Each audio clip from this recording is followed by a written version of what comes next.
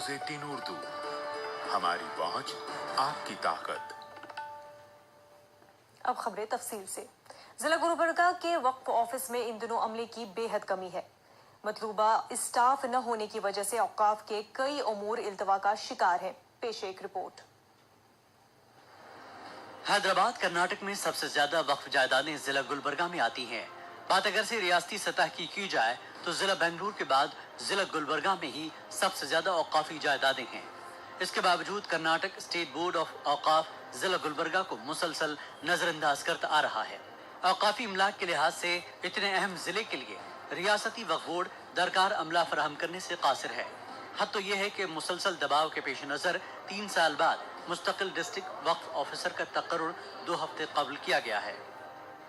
Total 3,934 properties है वक्फ के इदारे हैं और 3,934 इदारों के 5,713 प्रॉपर्टीज़ है और हमारे ऑफिस में 7 परमानेंट स्टाफ है और दो आउटसोर्सिंग के स्टाफ है। केवल पिछले 3 साल से यहाँ पर परमानेंट वक्फ ऑफिसर नहीं था।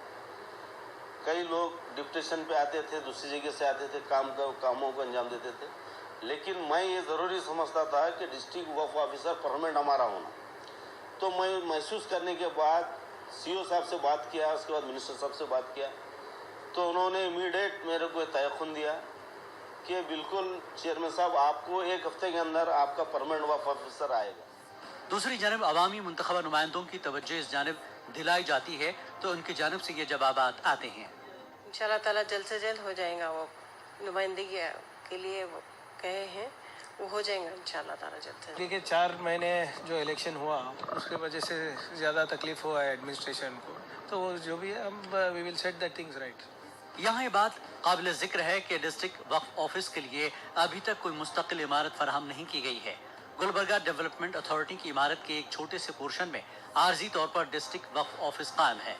कमाल की बात तो ये है कि पूरी इमारत पर कहीं पर भी डिस्ट्रिक्ट वक्फ ऑफिस का बोर्ड नहीं लगाया गया है।